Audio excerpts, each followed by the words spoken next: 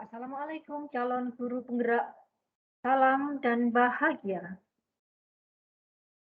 Perkenalkan, saya Ani Sri Rahayu dari SMA Negeri 4 Sidoarjo, calon guru penggerak angkatan 4. Baiklah, untuk hari ini saya akan menyajikan dan membahas mengenai demonstrasi kontekstual pemikiran filosofis Ki Hajar Dewantara. Salam belajar guru penggerak. Baiklah, untuk kegiatan hari ini, tujuan pembelajaran khusus yaitu peserta mampu menuangkan pemahamannya atas pemikiran Ki Hajar Dewantara dalam konteks peranannya sebagai guru dan interaksinya dengan siswa dan warga sekolah. Baiklah, ada dua kegiatan yang harus dilakukan dan diselesaikan. Yang pertama yaitu membuat satu karya teks. Boleh secara verbal maupun visual. Untuk penggambaran, pengetahuan, dan pemahaman saya mengenai pemikiran filosofi Ki Hajar Dewantara dalam konteks saya sebagai guru, interaksi dengan murid dan warga sekolah. Yang kedua, karya tersebut merupakan sebuah perumpamaan yang saya gunakan sebagai wujud kontekstual pemahaman saya terhadap pemikiran-pemikiran Ki Hajar Dewantara. Konsep pemikiran Ki Hajar Dewantara adalah ngomong, among, dan ngemong, yang kemudian dikembangkan menjadi 3 prinsip kepemimpinan. Ing ngarsa sing tulada, ing madya mangunkarsa, dan tut wuri handayan. Pada dasarnya, konsep-konsep pendidikan tersebut mengutamakan cinta dan kasih sayang. Mendidik sebagaimana dilakukan orang tua atau bapak ibu kepada anak-anak mereka sendiri. Azas pendidikan Ki Hajar Dewantara bahwa Ki Hajar Dewantara membedakan kata pendidikan dan pengajaran dalam memahami arti dan tujuan pendidikan. 1. Pengajaran bagian dari pendidikan merupakan proses pendidikan dalam memberi ilmu yang berfaedah untuk kecakapan hidup anak secara lahir dan batin. 2. Pendidikan, yaitu memberi tuntunan terhadap segala kekuatan ataupun kodrat yang dimiliki anak agar ia mampu mencapai keselamatan dan kebahagiaan yang setinggi-tingginya, baik sebagai seorang manusia maupun anggota masyarakat.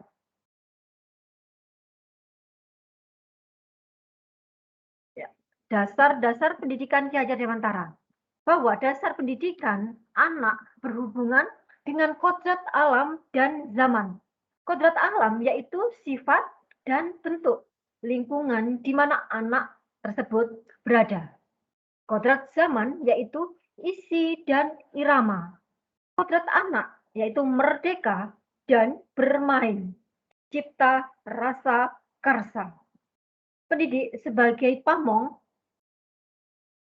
memberi tuntunan dan arahan agar anak tidak kehilangan arah, tidak membahayakan dirinya sendiri, dan dapat menemukan kemerdekaannya dalam kehidupan. Aspek utama filosofi Ki Hajar Dewantara yang saya pahami dan saya kembangkan menjadi sebuah perumpamaan yaitu 1. Murid.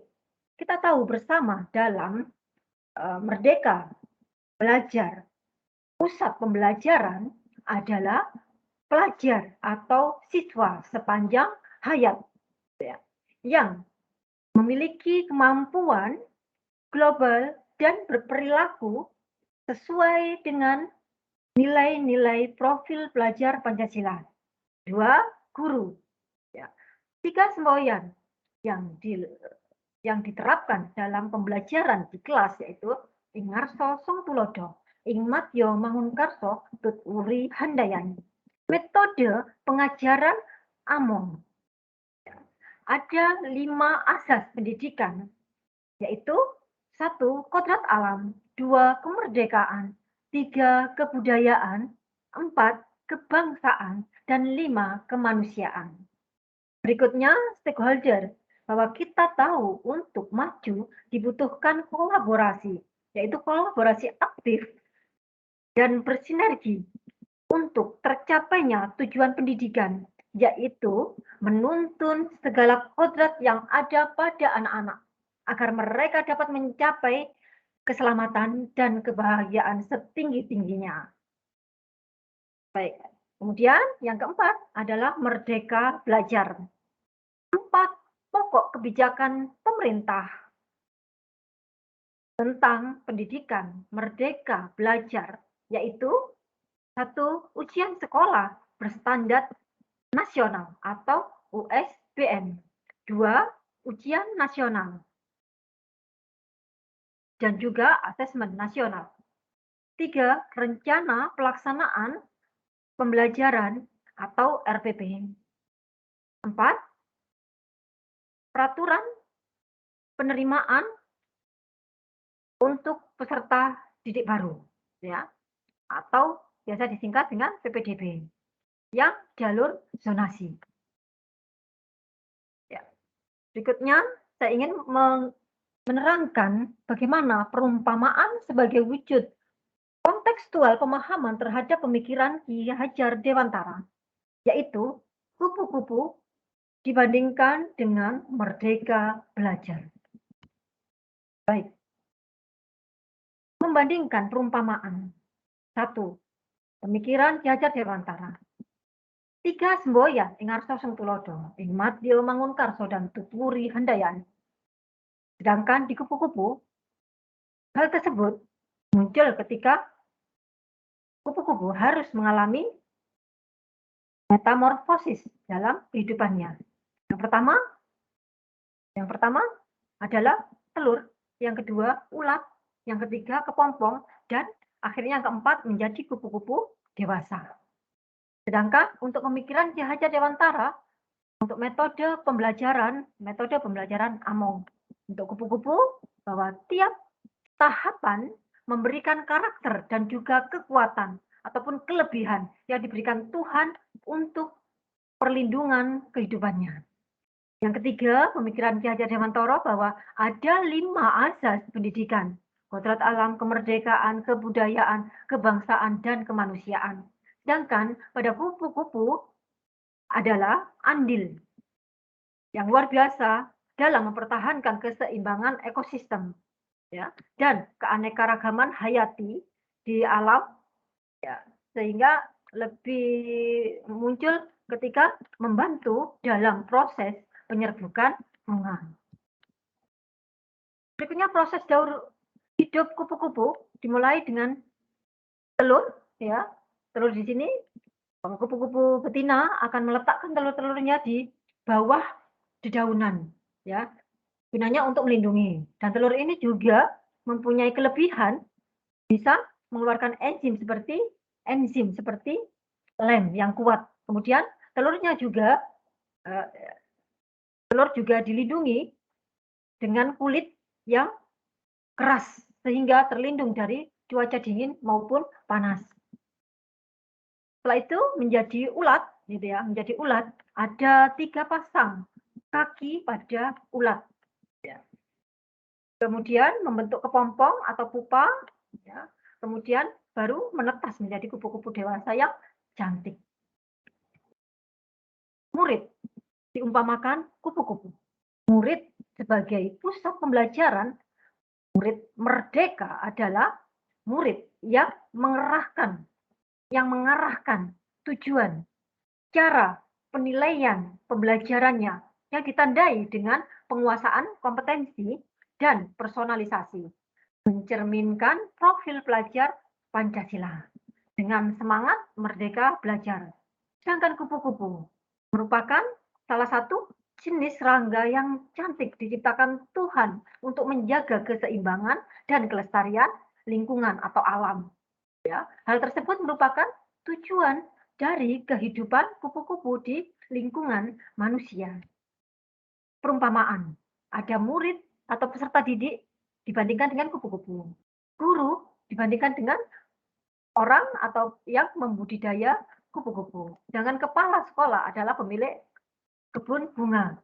Tujuan pendidikan, profil pelajar Pancasila, dan jika di kupu-kupu mempertahankan keseimbangan ekosistem, membantu penyerbukan bunga.